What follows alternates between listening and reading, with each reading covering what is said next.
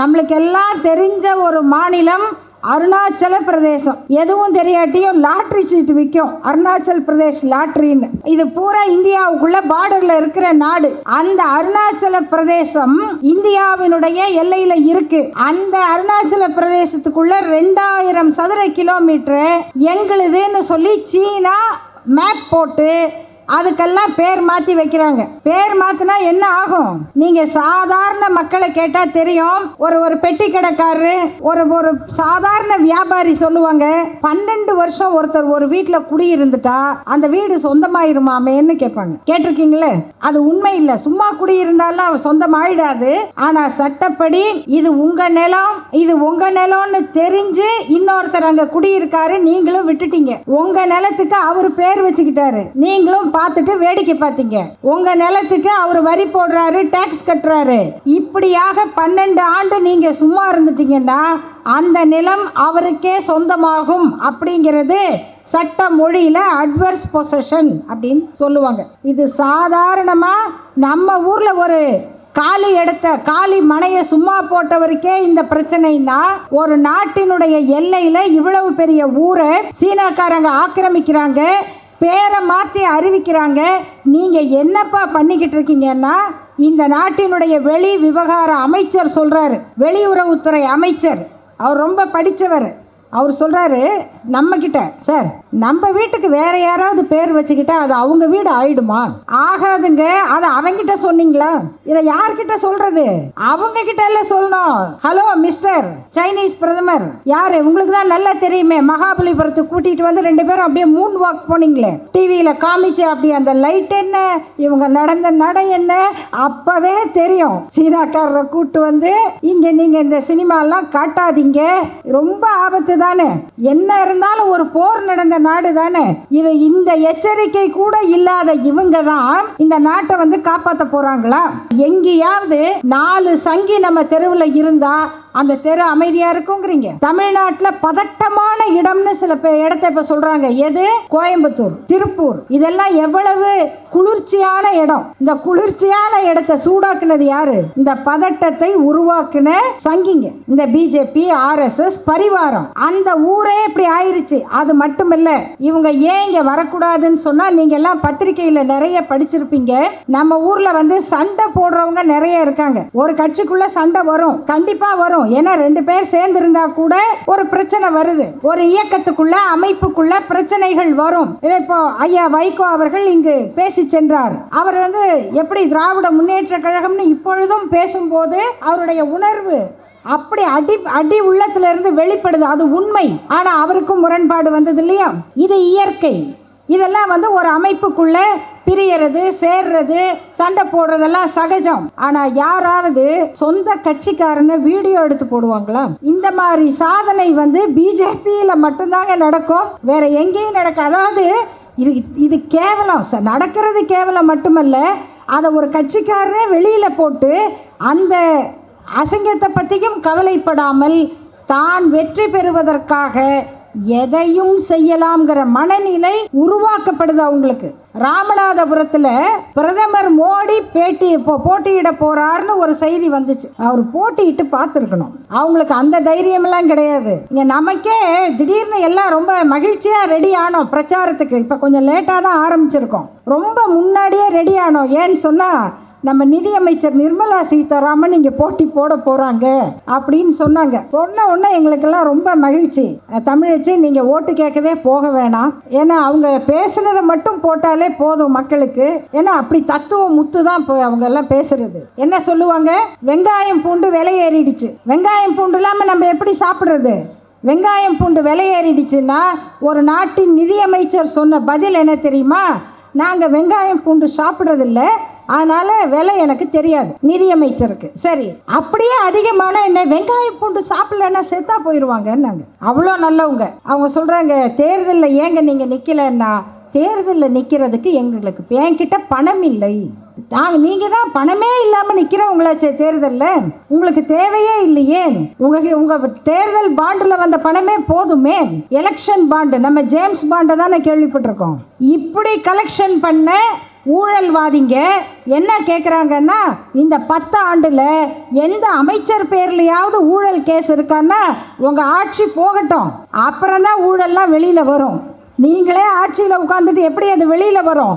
இத்தனை ஊழலும் நடந்து election commission, அதுதான் நம்ம தேர்தல் எல்லாம் நடத்துகிற அமைப்பு. நண்பர்களே, நல்லா தெரிஞ்சுக்கங்க, இந்த எலெக்ஷன் கமிஷன்ல உறுப்பினராக இருக்கவர் அவர் தான் நடத்தணும். பயந்து ஓடுறாரு, ஐயோ நான் வேண்டாங்க ராஜினாமா பண்றேன். 2 பேரை கொண்டாந்து புதுசா போடுறாங்க. அந்த 2 பேரும் நேற்று பொறுப்பெடுத்துக்கிட்டாங்க, இன்னைக்கு தேர்தல் தேதியை அறிவிச்சிட்டாங்க. ஸோ அந்த 2 பேருக்கும் நேற்று பொறுப்பெடுத்து இன்னைக்குள்ள இந்தியாவில் எவ்வளோ மாநிலம், அவ்வளோ மாநிலத்தில் எப்படி எப்படி தேர்தல் நடத்தலாம், எந்தெந்த மாநிலத்தில் எப்படி நடத்தணும் எல்லாமே அவங்களுக்கு தெரிஞ்சு போச்சா?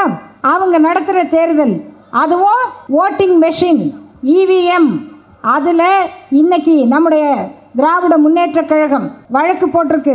டெல்லியில் சுப்ரீம் கோர்ட்டில் வழக்கு நடக்குது. என்ன சொல்கிறாங்க? நீங்கள் என்னென்ன தில்லுமுள்ளு பண்ணுவீங்கன்னு எங்களுக்கு தெரியும். நீங்கள் ஃபோட்டோஷாப் ஆளுங்க, நீங்கள் உண்மையான அறிவாளிகள் கிடையாது. ஃபோட்டோவை எடுத்து வெட்டி ஒட்டி பரப்புறவங்க. இந்த ஓட்டிங் மிஷினில் நீங்கள் தில்லுமுள்ளு பண்ணுவீங்க. அப்போ என்ன செய்யணும்? நான் எந்த பட்டனை அமுத்துறனோ அந்த சீட்டு எனக்கு கையில் வரணும். அந்த சீட்டில் உதயசூரியனுக்கு தான் போட்டனா, கை சின்னத்துக்கு போட்டனா, சைக்கிளுக்கு போட்டனா, பம்பரத்துக்கு போட்டனா, எதை போட்டிருக்கேன் அதை தெரியணும். தெரிஞ்சா அதை பெட்டிக்குள்ள போடுவாங்க. அதை பார்த்துட்டு பெட்டியில போடணும். நீங்க எடுத்து எலெக்ஷன்ல மெஷினை எண்ணும் போது அந்த பேப்பரையும் எடுத்து எண்ணணும். அந்த பேப்பர்ல வந்த ஓட்டும் உங்க மெஷின்ல வந்த ஓட்டும் கரெக்டா இருக்கான்னு பார்க்கணும் அப்படின்னு இன்னைக்கு உச்சநீதிமன்றம் சொல்லுது. நீங்க ஏன் இதை பண்ணக்கூடாதுன்னு எலெக்ஷன் கமிஷனை கேட்குறாங்க. இப்படிப்பட்ட நிலைமையில ஒரு நாட்டில் தேர்தல் நடத்துகிற ஒரு மோசடி கட்சிக்கு பேர் தான் பிஜேபி. அண்ணா, ஒரு இளநீனா தண்ணியா வழிக்காமா? தண்ணி இருக்கிறதா வெட்டுங்க. தண்ணி இருக்குமா? இருக்குமா? கேரண்டியா இருக்குமா? அட இருக்குமா? इस देश को ये मेरा गारंटी.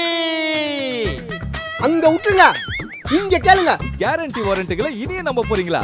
சிந்தித்து வாக்களியுங்க. இந்தியாவை காக்க ஸ்டாலின் அழைக்கிறேன். இன்றைக்கு நடக்கக்கூடிய ஏப்ரல் 19ஆம் தேதிக்கான தேர்தல், இந்தியாவை யார் ஆளப்போகிறார்கள், இந்தியாவை யார் ஆள வேண்டும் என்று முடிவு செய்ய வேண்டிய ஒரு நெருக்கடியை இந்திய மக்களுக்கு கொடுத்திருக்கிற ஒரு தேர்தல். நண்பர்களே, ஒரு 10 ஆண்டு பின்னே சென்று 2014ஆம் ஆண்டு இதேபோல் நாடாளுமன்ற தேர்தல் அறிவிக்கப்பட்டது. அன்றைக்கு காங்கிரஸ் ஆட்சியின் மீது லேசாக மக்களுக்கு இருந்த, நீண்ட நாள் ஆட்சியில் இருந்த ஒரு கட்சிக்கு ஏற்படக்கூடிய ஒரு தொய்வு இருந்த காலகட்டத்தில் ஒரு பிம்பத்தை ஊதி ஊதி ஊதி பெரிதாக்கினார்கள் இந்தியா முழுவதும். அந்த பிம்பத்துக்கு, அந்த உருவத்துக்கு பெயர் நரேந்திர மோடி என்பது. பிஜேபி என்கிற கட்சிக்கு செல்வாக்கில்லாத நிலையில் நரேந்திர மோடி என்கிற மனிதர் அந்த பிஜேபி கட்சியினால் பிரதமராக ஆக்கப்படுவார். அவர் எப்படியெல்லாம் இந்த நாட்டை முன்னேற்றுவார் என்று கதை கதையாக, பக்கம் பக்கமாக செய்தித்தாள்களில் விளம்பரங்கள் வந்தன.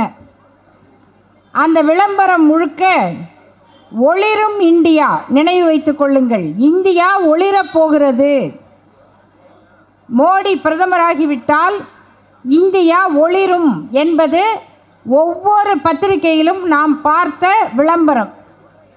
ஆனால் நண்பர்களே, அந்த விளம்பரத்தை இந்தியாவில் பல மாநில மக்கள் நம்பினார்கள். பல பகுதிகளிலே கூட்டணியாலும் அவர்கள் வெற்றி பெற்றார்கள். ஆனால் அவ்வளவு பெரிய வலிமையான பிரச்சாரத்தையும் நம்பாமல், நீங்கள் வந்தால் இந்த நாடு ஒளிராது, இருண்டுதான் போகும் என்று அன்றைக்கே முடிவெடுத்தவர்கள் தமிழ்நாட்டு மக்கள், தமிழ்நாட்டினுடைய வாக்காளர்கள். நீங்கள் எவ்வளவு வேணால் சொல்லுங்கள், நீங்கள் யார், உங்கள் வரலாறு என்னன்னு எங்களுக்கு தெரியும் என்பதுதான் தமிழ்நாட்டு மக்களுடைய அரசியல் அறிவியல். ஆனால் எல்லாம் என்ன நினச்சாங்கன்னா, உண்மையிலேயே இந்தியா வந்து பளபளன்னு ஆக போகுது. அதற்கு சில புகைப்படங்களை காண்பித்தார்கள். அந்த புகைப்படத்தை நீங்கள் மறந்திருக்க மாட்டீர்கள். அப்படி பெரிய 8 வழிச்சாலை பல 1000 கிலோமீட்டருக்கு ஓடுது. அதுக்கு 2 பக்கமும் விளக்குகள் அப்படியே தக தக தகன்னு மின்னுது. அந்த பெரிய சாலையை பார்த்தா அதில் உட்காந்து சாப்பாடு போட்டு சாப்பிடலாம் மாதிரி இருக்கு. இப்படிப்பட்ட சாலையை குஜராத்தில் அமைத்திருக்கிறார். அவர் வந்தால் நாடு முழுக்க இப்படி இருக்கும் என்றார்கள்.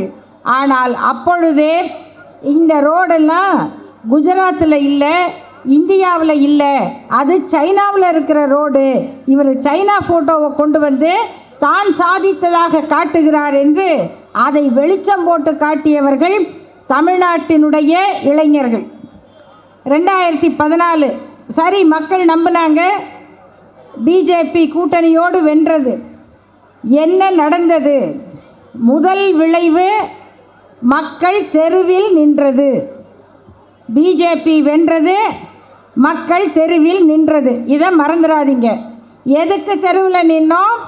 நம்ம சொந்த காசு 500 ரூபாய்க்கு சில்லறை வாங்கிறதுக்காக தெருவில் நின்னோம். இதுதான் பிஜேபி ஆட்சியினுடைய முதல் சாதனை. இதை நம்ம சொன்னப்ப ஆகா, நாட்டு பொருளாதாரம் மாறினா அப்படிதாங்க இருக்கும், கொஞ்ச நாள் கஷ்டப்பட மாட்டிங்களா? இராணுவத்தை பாருங்க, இராணுவத்தில் இருக்கிற வீரர்களை பாருங்க, அவங்களாம் பனியில் நிற்கிறாங்க, மழையில் நிற்கிறாங்க, நீங்கள் பேங்க் வாசலில் நிற்கக்கூடாதா அப்படின்னு கேட்டாங்க. சரி, நாங்கள் பேங்க் வாசலில் நின்னா என்ன கிடைக்கும்னு சொன்னால் கருப்பு பணமெல்லாம் வெளியில் வந்துடும், கருப்பு பணம் வெளியில் வந்துடும். இதை நம்ம சொன்னப்ப மக்களுக்கு புரியல. நேற்று முன்தினம் நம்முடைய நாட்டினுடைய உச்சநீதிமன்ற நீதிபதி கேட்குறாங்க, நீங்கள் எல்லா பணமும் கருப்பு பணம் வெளியில் வந்துரும்னு சொன்னீங்களே, வந்துருச்சா? பொருளாதார பிரச்சனை தீர்ந்துருச்சா? அப்போ எதுக்கு இந்த பண மதிப்பிழப்புன்னு திடீர்னு ஆஃபீஸ்க்கு வந்தவங்க வீட்டுக்கு போகலை, கடைக்கண்ணிக்கு வந்தவங்க திரும்பலை, 1000 ரூபாய் நோட்டு செல்லாது, இனிமேல் இவ்வளோ ரூபாய்க்கு மேலே நீங்கள் மாற்ற முடியாது அப்படின்னு அறிவிச்சிங்களே, அதனுடைய விளைவு என்ன, பயன் என்னன்னு இன்னைக்கு உச்சநீதிமன்றம் அந்த கேள்வியை கேட்குது. அந்த 5 ஆண்டுகள் இருண்ட காலம்தான், சரி முடிஞ்சு போச்சு. அப்போ மக்கள் கேட்டாங்க, என்னங்க நீங்கள் நாங்கள் வந்தால் அப்படியே வானத்தை வில்லா வளைச்சிருவோம், கடலை வந்து சொம்பில் அடக்கிடுவோம், பூமியெல்லாம் கயிறு மாதிரி உருட்டிடுவோம்லாம் சொன்னீங்களே, ஒன்றும் நடக்கலையேன்னு கேட்டால் அப்போ இந்த பிஜேபிக்காரங்க சொன்ன பதில் என்னன்னா, காங்கிரஸ்காரங்க இத்தனை வருஷமாக ஆண்டாங்க, அவங்க இவ்வளவு தூரம் கெடுத்து வச்சுட்டாங்க, அதை நாங்கள் 5 வருஷத்தில் சரி பண்ண முடியுமா? 5 ஆண்டு பத்தாது, எங்களுக்கு இன்னும் 5 ஆண்டு கிடைச்சா நாங்கள் ரொம்ப சாதிப்போம் அப்படின்னு சொன்னாங்க. அப்போது மீண்டும் பல மாநில மக்கள் அதை நம்பி, சரி பாவம் 5 வருஷத்தில் ஒன்றும் முடியலன்னு சொல்கிறாங்க, இன்னொரு 5 ஆண்டு நாங்கள் கொடுக்கிறோம் என்று பல பகுதிகளில் கூட்டணி கட்சிகளின் உதவியோடு மீண்டும் மோடி ஆட்சிக்கு வந்தார். பிஜேபி ஆட்சிக்கு வந்தது. இந்த 5 ஆண்டுகளில் மக்களே நாம் சந்தித்தது, கொரோனா வந்தால் கைத்தட்டுங்க, கொரோனா வந்தால் விளக்கேற்றுங்க, கோ கோ கொரோனா அப்படின்னு தெருவில் எம்பி எம்எல்ஏ மறந்துடாதீங்க, சாதாரண ஆளுங்க இல்லை, எப்படி முழக்கம் போட்டுக்கிட்டு வந்தாங்க, கோ கோ கொரோனானா கொரோனா போயிடுமா. அதை அவ்வளோ அறிவாளிகள் நிறைந்த கட்சி பிஜேபி, நம்ம ஞாபகம் வச்சுக்கணும். ஏன்னா அவங்க பழைய அமைச்சர்கள்லாம் இருந்தாங்க. ஒருத்தர் செத்துட்டார், அவரை சுட்டு கொண்டுட்டாங்க, பிரமோத் மகாஜன்னு பேர். அவரும் இன்னும் சில பெரிய அமைச்சர்கள் இருப்பாங்க. அவங்களாம் என்ன செஞ்சாங்க, ஒரு பல்கலைக்கழகத்தில் போய் விழாவுக்கு போனால் இந்த மேடை மேலே ஃப்ளவர் வாஸ் வைப்பாங்க, பூக்கொத்து. அந்த பூச்சாடியில் வந்து மஞ்சள் கலரில் தண்ணி இருந்துச்சு. இவங்க மஞ்சள் கலரில் தண்ணியை பார்த்தா விடமாட்டாங்க. அதை எடுத்து ஒருத்தர் குடிச்சிட்டாரு. யாராவது பூக்கத்தில் இருக்கிற தண்ணியை குடிப்பாங்களா? ஏன்னா அவங்க சயின்ஸு கோ கோ கொரோனாவில் என்னங்க, அதை எடுத்து குடித்து அது அவருக்கு வயிறு கெட்டு போய் அவசரமாக மருத்துவமனை கொண்டு போனாங்க. அப்போ தான் அது என்ன தண்ணினா கெமிக்கல் வாட்டர், கெமிக்கல். அந்த கெமிக்கல் தண்ணியில் 4 பூவை போட்டு வச்சுருக்காங்க. அந்த மஞ்சள் தண்ணியை பார்த்தோன்னா அவர் தீர்த்தோன்னு நினச்சி குடிச்சிட்டாராம். உண்மையில் அவர் வந்து பசுமாட்டு மூத்திரம்னு நினச்சி குடிச்சிட்டாரு. அதை கொண்டாந்து மேடையில் வைப்பாங்களா அப்படின்னா வைப்பாங்க. அவங்க அறிவியல் அவ்வளவுதான். அது ஒன்றும் வாழ்க்கைக்கு உதவாத அறிவியல் அவங்களுக்கு. அப்படிப்பட்டவங்க அப்போ ஆட்சிக்கு வந்தால் கொரோனா வந்தது. வந்து நம்முடைய மக்கள் பட்ட துன்பம், தமிழ்நாட்டில் மக்களே கம்மி. வடநாட்டு மக்கள் பார்த்திங்கன்னா ஆயிரக்கணக்கான மைல் நடந்து நடந்து நடந்து அவங்களுக்கு சாப்பாட்டுக்கு வழி இல்லை, எந்த உதவியும் கிடைக்கல. அப்படி பல பேர் நடந்தே செத்தாங்க. இதுதான் இவங்களுடைய சாதனை. இதுதான் இந்த அடுத்த 5 ஆண்டு கிடைச்சா என்ன நடக்கும். ஆனால் நம்ம தமிழ்நாட்டில் நம்முடைய நல்ல வாய்ப்பாக 2020ஆம் ஆண்டு அப்படியே கொரோனா 2வது அலை பீக்கில் வருது. ஞாபகம் இருக்குங்களா? மறந்துடாதீங்க. 2வது அலை அப்போ தான் அதிகமான மரணங்கள். எந்த பக்கம் பார்த்தாலும் ஆம்புலன்ஸ் சத்தம், நினைவு இருக்குங்களா? எந்த பக்கம் பார்த்தாலும் பயமாக இருக்குது. வீட்டுக்கு பின்னாடி தெருவில், முன்னாடி தெருவில், 3வது வீட்டில் எங்கேருந்து ஆம்புலன்ஸ் வருது புரியல. போனவங்க திரும்பி வந்தாங்களா தெரியல. அந்த நேரத்தில் ஆட்சி பொறுப்பை ஏற்ற திராவிட முன்னேற்ற கழகம், யோசிச்சு பாருங்க எவ்வளவு சிக்கல். சும்மாவே திமுக வந்தால் மழை பெய்யாதுன்னு ஒரு கதையை விடுவாங்க. இப்போ என்னங்க இப்படி மழை பெய்யுதுன்னா, ஆமாங்க இவங்க வந்தால் ரொம்ப மழை பெய்யும்பா. ஏன்னா சொல்கிறவனுக்கு என்ன, நாக்கு வலிக்குதா வாய் வலிக்குதா? அது மாதிரி இப்படி ஒரு திமுக ஆட்சிக்கு வந்தவுடனே மூட நம்பிக்கையை பரப்புறதுக்குன்னே சில பேர் கம்பெனி வச்சுருக்கான். அப்போது இப்படி கொரோனா வந்துருச்சு, மக்கள் சாகுறாங்கன்னா என்ன பண்ணுறது? அந்த நேரத்தில் திராவிட முன்னேற்ற கழகத்தினுடைய தலைவர், தமிழ்நாட்டினுடைய முதல்வர் மு.க. ஸ்டாலின் அவர்கள் நம்முடைய அமைச்சர் மாசு அவர்களை களத்தில் இறக்கினார். அன்னைக்கு நடந்த அந்த கொரோனா யுத்தம் இந்தியாவிலேயே யாரும் எதிர்பார்க்காத அளவுக்கு தமிழ்நாடு மக்களை காப்பாற்றியது. தமிழ்நாட்டு அரசு தான் அந்த பாதுகாப்பை மக்களுக்கு கொடுத்தது. இதுக்கு நேர்மாறாக உத்தரப்பிரதேசத்தில் பிஜேபி ஆட்சியில் என்னென்ன நடக்குதுன்னு ஒவ்வொன்றா சொல்கிறேன், நினைவு வச்சுக்கோங்க. உத்தரப்பிரதேசத்தில் ஒரு மருத்துவமனையில் குழந்தைகள் மருத்துவமனை, அவங்களுக்கு வந்து மூச்சு திணறல் வருது, ஏன்னா ஆக்சிஜன் இல்லை, எமர்ஜென்சி வார்டில் ஆக்சிஜன் இல்லைங்கிறதுக்காக ஒரு மருத்துவர் சொந்த காசை போட்டு ஆக்சிஜன் சிலிண்டர் வாங்கி அந்த குழந்தைகளை காப்பாற்றினார். எத்தனை குழந்தைங்க? 300 குழந்தைகள் ஆக்சிஜன் சிலிண்டர் இல்லாமல் செத்து போயிருப்பாங்க. அவர் அப்படி காப்பாற்றின உடனே அந்த செய்தி வெளியில் வந்துருச்சு. அவர் பெயர் டாக்டர் கஃபீல்கான். உடனே உத்தரப்பிரதேசத்தினுடைய பிஜேபி அரசு, அங்கே இருக்கிறவர் யார்? சாதாரண மனிதரா? யோகி ஆதித்யநாத். அவர் பார்த்தாரு, இது ஏன் வெளியில் வந்துச்சுங்கிறது தான் கவலை. அந்த குழந்தைங்க செத்து போயிருந்தா என்ன ஆயிருக்கும்? அந்த டாக்டரை கூப்பிட்டு ஒரு பாரத ரத்னா கொடுங்கய்யா அப்படின்னு அவர் ரெக்கமெண்ட் பண்ணல. நீ எப்படி சொந்த காசை போட்டு ஆக்சிஜன் வாங்கி கவர்மெண்ட்டுக்கு கெட்ட பேரை உண்டாக்குனேன்னு சொல்லி அவரை சஸ்பெண்ட் பண்ணாங்க, கைது பண்ணாங்க. இன்னைக்கு அந்த மருத்துவர் தமிழ்நாட்டில் வந்து பணியாற்றுகிறார், நிம்மதியாக இருக்கிறார்.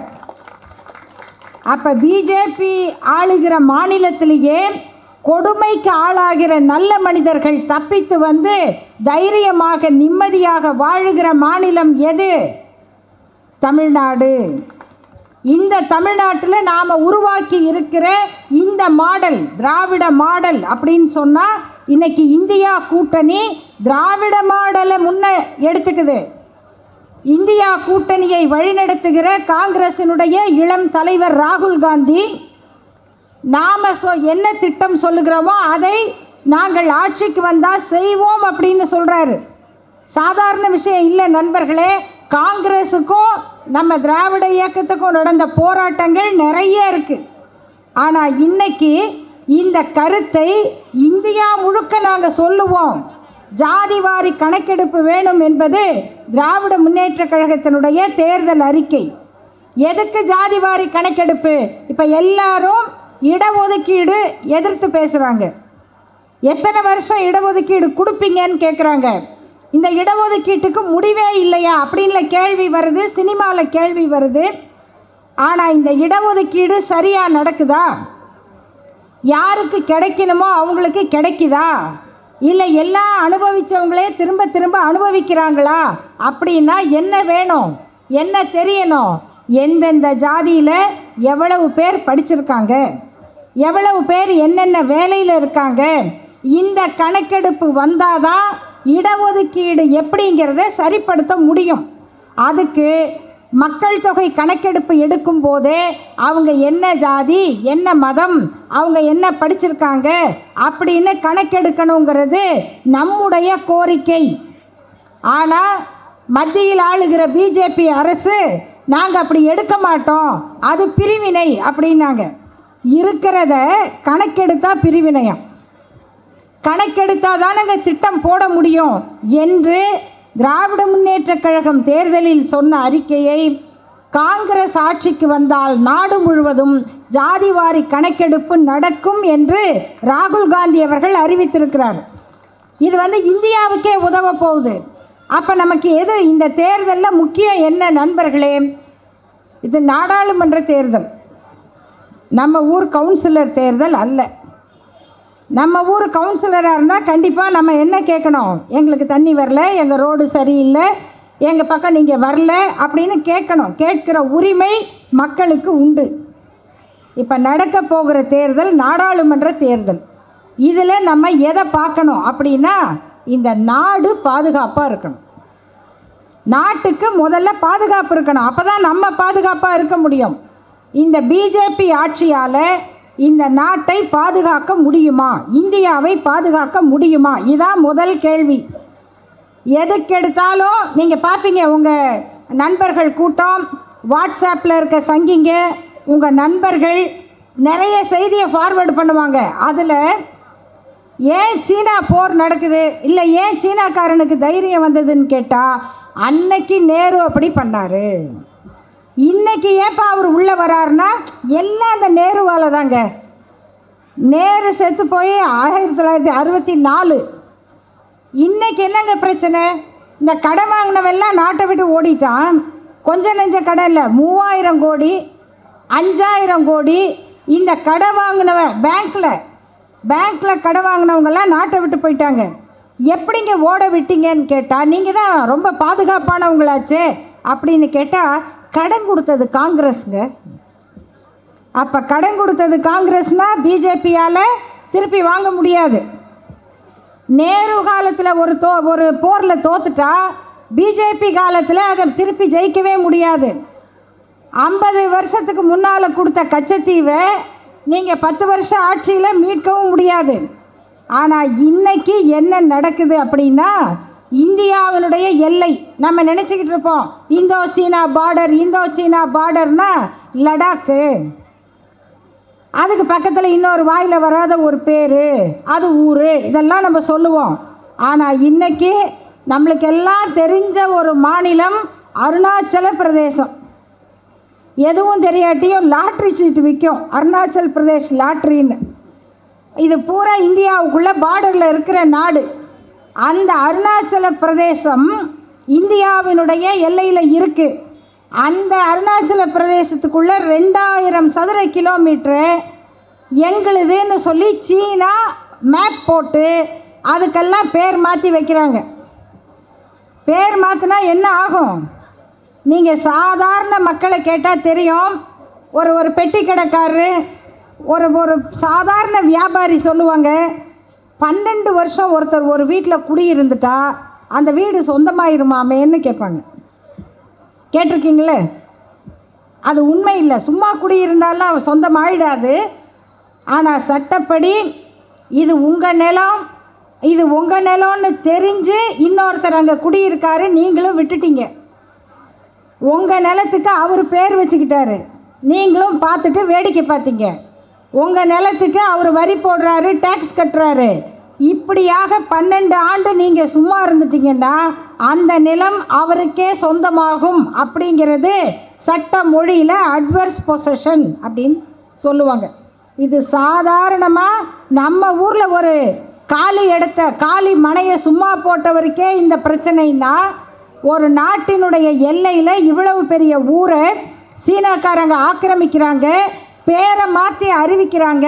நீங்கள் என்னப்பா பண்ணிக்கிட்டு இருக்கீங்கன்னா, இந்த நாட்டினுடைய வெளி விவகார அமைச்சர் சொல்கிறாரு, வெளியுறவுத்துறை அமைச்சர், அவர் ரொம்ப படித்தவர். அவர் சொல்கிறாரு நம்மக்கிட்ட, சார் நம்ம வீட்டுக்கு வேறு யாராவது பேர் வச்சுக்கிட்டா அது அவங்க வீடு ஆயிடுமா? ஆகாதுங்க. அதை அவங்கிட்ட சொன்னீங்களா? இதை யார்கிட்ட சொல்கிறது? அவங்கக்கிட்ட எல்லாம் சொல்லணும். ஹலோ மிஸ்டர் சைனீஸ் பிரதமர், யார் உங்களுக்கு தான் நல்லா தெரியுமே, மகாபலிபுரத்துக்கு கூட்டிகிட்டு வந்து 2 பேரும் அப்படியே மூன் வாக் போனீங்களே, டிவியில் காமிச்சு, அப்படி அந்த லைட் என்ன, இவங்க நடந்த நடை என்ன, அப்போவே தெரியும். சீனாக்காரரை கூப்பிட்டு வந்து இங்கே நீங்கள் இந்த சினிமாலாம் காட்டாதீங்க, ரொம்ப ஆபத்து தானே, என்ன இருந்தாலும் ஒரு போர் நடந்த நாடு தானே. இந்த எச்சரிக்கை கூட இல்லாத இவங்க தான் இந்த நாட்டை வந்து காப்பாற்ற போகிறாங்களா? நாம் சொல்ல வேண்டாங்க. ஜம்மு காஷ்மீர் மாநிலத்தினுடைய கவர்னராக இருந்தவர் சொல்கிறார் ஒரு செய்தி. என்ன? 2019ஆம் ஆண்டு பிப்ரவரி மாதம் 14ஆம் தேதி, பிப்ரவரி மாதம் 14ஆம் தேதி இந்த சங்கியெல்லாம் ஒரு வேலை பார்ப்பாங்க. என்ன? யாராவது பையனும் பொண்ணும் பேசிக்கிட்டு போகிறாங்களா, அவங்கள பிடிச்சி கல்யாணம் பண்ணி வைக்கிறது. யாராவது காதலர்கள் கை கோத்துக்கிட்டு நடந்தால் அவங்கள போய் அடிக்கிறது, அவங்கள கழுதைக்கு கட்டி வைக்கிறது. இந்த மாதிரி இவங்க முக்கியமான வேலை பார்த்துக்கிட்டு இருந்த அந்த பிப்ரவரி 14ஆம் தேதி ஜம்மு காஷ்மீர் ஸ்ரீநகர் ஹைரோடில் போய்கொண்டிருந்த 40 இந்திய இராணுவ வீரர்கள், பாதுகாப்பு படை வீரர்கள் ஒரே வண்டியில் போகிறாங்க. அந்த வண்டி தற்கொலை படை தாக்குதலுக்கு ஆளாகி 40 பேர் கொல்லப்பட்டாங்க. இந்தியாவில் இதுவரைக்கும் இந்திய வீரர்கள் 40 பேர் இப்படி கொல்லப்பட்டது செய்தியே கிடையாது. அது நடந்தது பிஜேபியினுடைய ஆட்சியில் தான். நீங்களா இந்த நாட்டை காப்பாற்ற போகிறவங்க? உங்களால் இந்த நாட்டில் யாருக்காவது பெருசாக பேசுவாங்க, பேட்டி பச்சோ, என்னென்ன பேட்டின்னா புரியுது, பெண்கள் பாதுகாப்புன்னு ஒரு வீடியோ போடுறாங்க. என்னது? மணிப்பூரில் 2 பெண்களை முழு நிர்வாணமாக்கி ஒரு 100-200 பேர் அவங்கள தாக்கி தெருவில் இழுத்துக்கிட்டு போகிறாங்க. இந்த வீடியோ தாங்க இந்தியாவினுடைய அதிகமாக வெளிநாட்டில் பார்க்கப்பட்ட வீடியோ. என்ன நடந்திருக்கு? உலகம் பூரா பார்த்தா நமக்கு அசிங்கமாக இருக்குது, நம்ம மனது பாதிக்குது, கேவலமாக இருக்குது. ஏன் இது நடக்குது? அந்த மணிப்பூரில் மாநில ஆட்சியும் பிஜேபி, அவங்களுக்கு துணை மத்திய ஆட்சி பிஜேபி. ஆனால் நண்பர்களே, இந்த நாட்டில் பேட்டி பச்சோன்னு ரேடியோவில் பேசுகிற பிரதமர் அந்த மணிப்பூர் மண்ணுக்குள்ளே இன்னைக்கு வரைக்கும் போகலை. ஒரு முக்கியமான அமைச்சரும் போய் அந்த மக்களை பார்க்கலை, அவங்களுக்கு ஆறுதல் சொல்லலை. மாறாக அந்த மாநிலத்தில் ஒரு இராணுவ வீரர் பேட்டி கொடுக்குறாரு, நான் இத்தனை வருஷம் இராணுவத்தில் இருந்தப்போ இது ஏன் நாடு, என் நாடு, என் நாட்டுக்காக நான் இவ்வளோ கஷ்டப்படுறேன் அப்படின்னு நம்பி நான் பனியில், மழையில், குளிரில், வெயிலில் உறைஞ்சி போயும் உருகி போயும் இருந்திருக்கேன். அப்படியெல்லாம் நின்று அங்கே சர்வீஸ் பண்ணப்போ எனக்கு கவலை இல்லை, பயம் இல்லை. ஏன்னா நான் என் நாட்டுக்காக செய்கிறேன்னு நினச்சேன். ஆனால் இன்றைக்கி எங்கள் ஊர், எங்கள் மாநிலம் பற்றி எரியுது. இந்த நாட்டினுடைய அரசு எங்களை பார்க்கல, எங்களை பாதுகாக்கலை அப்படின்னு ஒரு இராணுவ வீரர் அந்த மணிப்பூரில் இருந்து பேட்டி கொடுத்து அந்த வீடியோவும் உலகம் பூரா போச்சு. இவங்களால் இந்த நாடு இனியும் பாதுகாப்பாக இருக்காது என்பது மட்டுமல்ல நண்பர்களே, அமைதியாகவும் அமைதி இருக்காது. எங்கேயாவது 4 சங்கி நம்ம தெருவில் இருந்தால் அந்த தெரு அமைதியாக இருக்குங்கிறீங்க? தமிழ்நாட்டில் பதட்டமான இடம்னு சில இடத்த இப்போ சொல்கிறாங்க. எது? கோயம்புத்தூர், திருப்பூர், இதெல்லாம் எவ்வளவு குளிர்ச்சியான இடம். இந்த குளிர்ச்சியான இடத்தை சூடாக்குனது யார்? இந்த பதட்டத்தை உருவாக்குன சங்கிங்க, இந்த பிஜேபி, ஆர்எஸ்எஸ் பரிவாரம். அந்த ஊரே இப்படி ஆயிடுச்சு. அது மட்டுமில்லை, இவங்க ஏன் இங்கே வரக்கூடாதுன்னு சொன்னால், நீங்கள் எல்லாம் பத்திரிக்கையில் நிறைய படிச்சிருப்பீங்க. நம்ம ஊரில் வந்து சண்டை போடுறவங்க நிறைய இருக்காங்க. ஒரு கட்சிக்குள்ளே சண்டை வரும், கண்டிப்பாக வரும். ஏன்னா 2 பேர் சேர்ந்துருந்தா கூட ஒரு பிரச்சனை வருது. ஒரு இயக்கத்துக்குள்ளே அமைப்புக்குள்ளே பிரச்சனைகள் வரும். இதை இப்போ ஐயா வைகோ அவர்கள் இங்கு பேசி சென்றார். அவர் வந்து எப்படி திராவிட முன்னேற்ற கழகம்னு இப்பொழுதும் பேசும்போது அவருடைய உணர்வு அப்படி அடி உள்ளத்திலிருந்து வெளிப்படுது. அது உண்மை. ஆனால் அவருக்கும் முரண்பாடு வந்தது இல்லையா? இது இயற்கை. இதெல்லாம் வந்து ஒரு அமைப்புக்குள்ளே பிரியறது, சேர்றது, சண்டை போடுறதெல்லாம் சகஜம். ஆனால் யாராவது சொந்த கட்சிக்காரனை வீடியோ எடுத்து போடுவாங்களா? இந்த மாதிரி சாதனை வந்து பிஜேபியில் மட்டும்தாங்க நடக்கும், வேறு எங்கேயும் நடக்கும். அதாவது இது கேவலம், நடக்கிறது கேவலம் மட்டுமல்ல, அதை ஒரு கட்சிக்காரரே வெளியில் போட்டு அந்த அசிங்கத்தை பற்றியும் கவலைப்படாமல் தான் வெற்றி பெறுவதற்காக எதையும் செய்யலாம்ங்கிற மனநிலை உருவாக்கப்படுது அவங்களுக்கு. ராமநாதபுரத்தில் பிரதமர் மோடி போட்டியிட போகிறாருன்னு ஒரு செய்தி வந்துச்சு. அவர் போட்டியிட்டு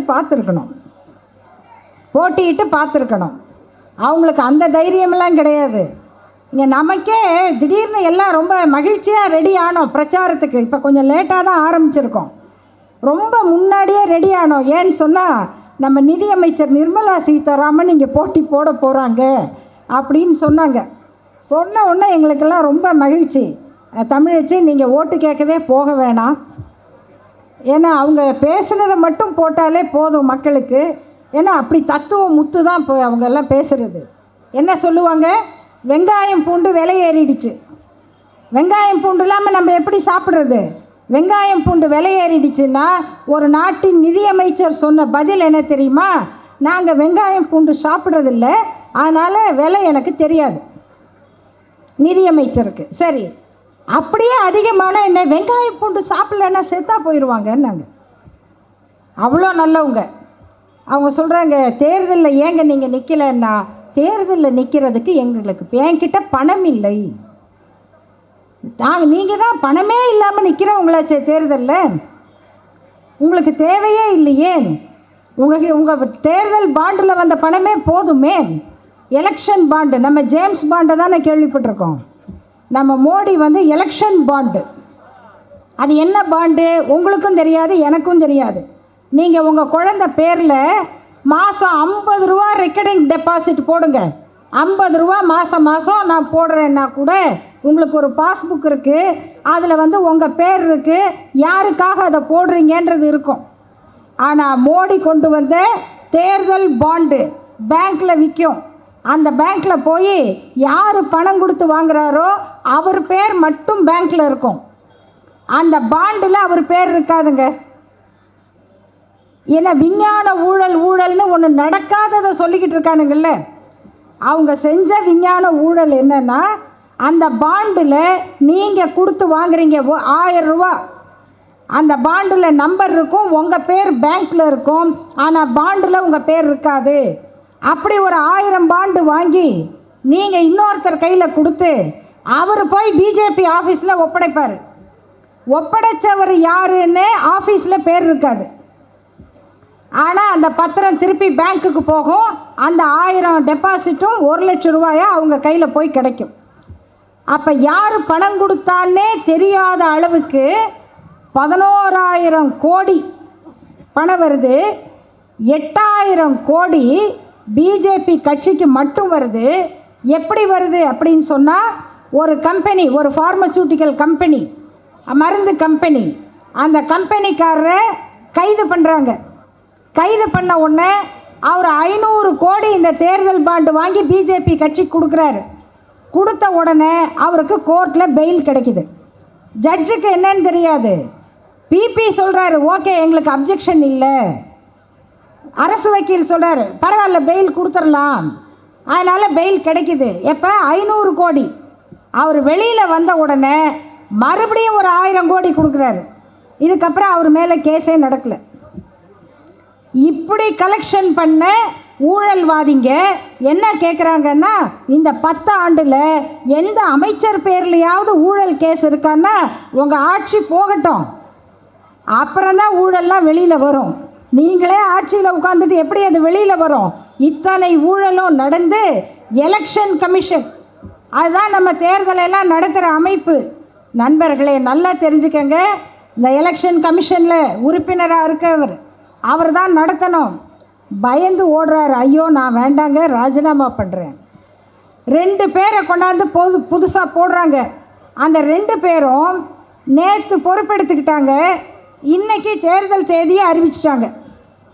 ஸோ அந்த 2 பேருக்கும் நேற்று பொறுப்பெடுத்து இன்னைக்குள்ள இந்தியாவில் எவ்வளோ மாநிலம், அவ்வளோ மாநிலத்தில் எப்படி எப்படி தேர்தல் நடத்தலாம், எந்தெந்த மாநிலத்தில் எப்படி நடத்தணும் எல்லாமே அவங்களுக்கு தெரிஞ்சு போச்சா?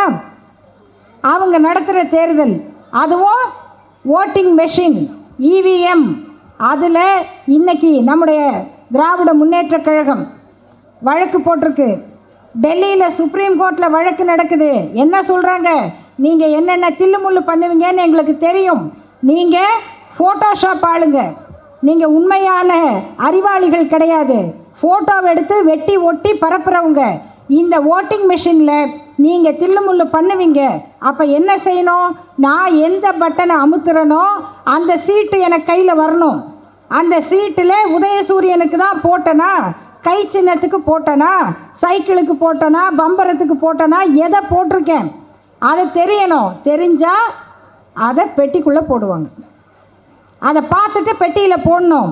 நீங்கள் எடுத்து எலெக்ஷனில் மெஷினை எண்ணும் போது அந்த பேப்பரையும் எடுத்து எண்ணணும். அந்த பேப்பரில் வந்த ஓட்டும் உங்கள் மெஷினில் வந்த ஓட்டும் கரெக்டாக இருக்கான்னு பார்க்கணும் அப்படின்னு இன்னைக்கு உச்சநீதிமன்றம் சொல்லுது. நீங்கள் ஏன் இதை பண்ணக்கூடாதுன்னு எலெக்ஷன் கமிஷனை கேட்குறாங்க. இப்படிப்பட்ட நிலைமையில் ஒரு நாட்டில் தேர்தல் நடத்துகிற ஒரு மோசடி கட்சிக்கு பேர் தான் பிஜேபி. அப்போ அதுக்கு நேர்மாறாக அவங்க வரக்கூடாதுன்னு சொல்கிற அதே நேரத்தில் யார் வரணும் அப்படின்னா, திராவிட முன்னேற்ற கழகத்தினுடைய முன்னெடுப்பில் உருவாகி இருக்கிற நம்முடைய தமிழ்நாட்டின் முதல்வரால் முன்னெடுக்கப்பட்டிருக்கிற இந்தியா கூட்டணி வெற்றி பெறணும். அப்போ தான் தமிழ்நாட்டு மக்களுக்கு கிடைத்திருக்கிற பல நன்மைகள் இந்தியா முழுக்க இருக்கிறவங்களுக்கு கிடைக்கும். இன்றைக்கி ஒரே ஒரு சாதனை மட்டும் நண்பர்களே, நம்முடைய மருத்துவத்துறையில் பிரைமரி ஹெல்த் சென்டர்னு இருக்குது, ஆரம்ப சுகாதார நிலையம் ஒவ்வொரு பகுதியிலையும் இருக்குது. அந்த ஆரம்ப சுகாதார நிலையத்தில் ஒரு பெண் அவங்க பொருளாதார நிலையை பொறுத்து பதிவு பண்ணிட்டாங்க, ப்ரெக்னெண்ட்டாக இருக்காங்க, முழுவாமல் இருக்காங்க அப்படின்னு அவங்க பதிவு பண்ணிட்டா அவங்களுக்கு 3 மாதத்துக்கு ஒரு முறை அவங்க உடல் நலத்தை பார்த்து கொள்ளுவதற்கு 4000 ரூபாய் நம்ம அரசு வழங்குது. ஏன்னா கர்ப்பிணி பெண்ணாக இருக்காங்களேன்னு சொல்லி அவங்களுக்கு நல்ல சத்துணவு வாங்கி சாப்பிட முடியாது. அதில் பையன் பிறந்தாதான் நல்லா இருக்கும்னு சொல்லி மாமியாருங்க கொஞ்சம் தனியாக கவனிப்பாங்க. பையன்னு தெரிஞ்சால் அது எப்படி தெரியும்? அது நிறைய பேர் குங்குமப்பூ வாங்கி கொடுப்பாங்க, குழந்தை சிவப்பாக பிறக்கணும். அது எப்படி நம்ம வீட்டில் சிவப்பாக பிறக்கணும்லாம் யோசிக்க மாட்டாங்க, நம்ம கலருக்கு தானே அது பிறக்கும். எப்படி குங்குமப்பூ ஏன் வாங்கி கொடுத்தாங்க? அந்த பொண்ணுக்கு மனசு அமைதியாக இருக்கும், அது மருமகளுக்கு மனசு அமைதியாக இருக்கும். குங்குமப்பூ வாங்கி கொடுனா இவளுக்கு இவ்வளோ காசு கொடுத்து குங்குமப்பூ வாங்கி கொட்டி அவன் மனசு அமைதியாக இருக்கணுமாக்கும், போடா கிடக்குது அப்படின்னு தான் பேசுவாங்க இல்லையா? அதனால தான் உடம்புக்கு நல்லதுன்னு சொல்லாமல் உங்கள் பேரப்பிள்ளை சிவப்பாக பிறக்குன்னொன்னே டப்பா டப்பாவாக வாங்கி கொடுப்பாங்க. ஆனால் நல்ல சத்துணவு கொடுங்கம்மானா கொடுக்க மாட்டாங்க. அந்த பொறுப்பை அரசாங்கம் ஏற்று 3 மாதத்துக்கு ஒரு தடவை 4000 ரூபாய் குழந்தை பிறக்கிற வரைக்கும் அவங்களுக்கு கொடுக்குறாங்க. அரசு பள்ளிகளில் பாருங்கள், அரசு பள்ளிக்கு இன்றைக்கி கிடைச்சிருக்கிற வாய்ப்பு. நான் 2 நாளைக்கு முன்னால் மத்திய சென்னையில் தேர்தல் பிரச்சாரத்துக்கு போனப்போ அரசு பள்ளியில் குழந்தைங்க சேர்ந்த எண்ணிக்கை 2,80,000. இப்போவே இன்னைக்கு அது 3 லட்சம். அரசு பள்ளியில் 3 லட்சம் குழந்தைங்க இப்போ சேர்றாங்கன்னா எப்படி? அந்த குழந்தைகளுக்கு கிடைக்கிற வாய்ப்பு, நான் முதல்வன் திட்டம், அந்த பிள்ளைங்க வளர்ந்தா அரசு பள்ளியில் படிச்சுட்டு காலேஜுக்கு போனால் கட்டணம் ஃப்ரீ, உயர்கல்வி படிக்கலாம். பொம்பளை பிள்ளைங்களுக்கு 1000 ரூபாய் கொடுத்துக்கிட்டு இருந்தாங்க, இப்போ ஆம்பளை பிள்ளைங்களுக்கும் 1000 ரூபாய். இவ்வளவும் அரசு பள்ளியில் படித்தா கிடைக்குங்கிறது தமிழ்நாட்டினுடைய திராவிட மாடல். நீங்கள் பள்ளிக்கூடத்துக்கே போக வேண்டாம், பரீட்சையே எழுத வேண்டாம், நேராக எங்கள் சென்டரில் பணத்தை கட்டுங்க, உங்களை நீட்டு பாஸ் பண்ண வச்சு டாக்டர் ஆக்கிடுறோம் அப்படிங்கிற வசூல் ராஜா எம்பிபிஎஸ் காலேஜ் தான் அங்கே பூரா இருக்குது. அங்கேருந்து வர்றவங்களையெல்லாம் நம்ம பார்க்குறோம். அங்கே படிக்க வாய்ப்பு இல்லை, வசதி இல்லை, வேலை இல்லை, இங்கே வந்து கஷ்டப்பட்டுக்கிட்டு இருக்காங்க.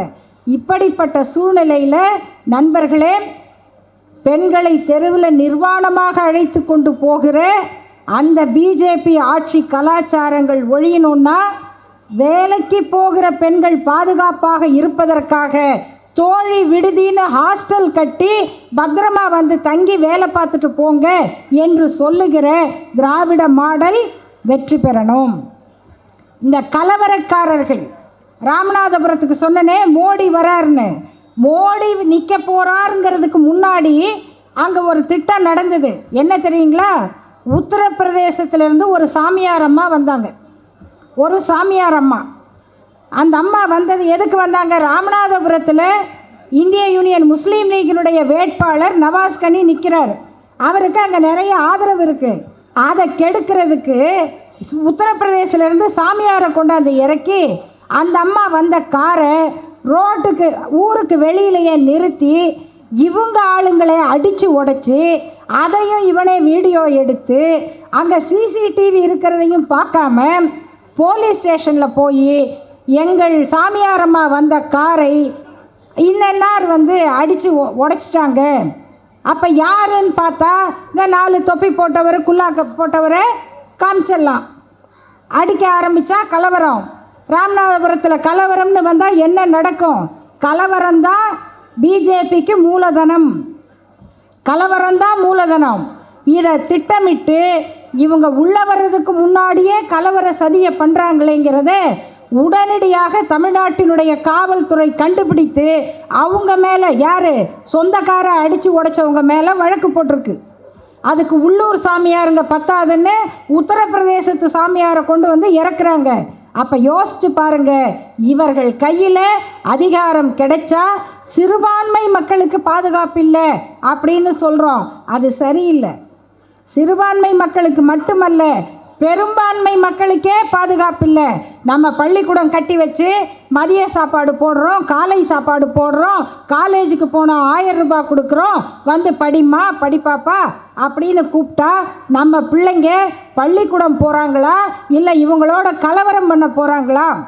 புத்தகத்தை எடுத்துக்கிட்டு போகிறாங்களா, சூலாயுதத்தை எடுத்துக்கிட்டு போகிறாங்களான்னு நமக்கு தெரியுமா? நம்ம பிள்ளைங்களுடைய எதிர்காலம் என்ன ஆகும்? இப்படிப்பட்ட கேள்விகளோடு நண்பர்களே, நம்முடைய தொகுதியில் நம்முடைய வேட்பாளர் தமிழச்சி தங்கப்பாண்டியன் அவர்கள் அவங்க பார்லிமெண்ட்டில் பேசினதெல்லாம் பார்த்துருக்கீங்க.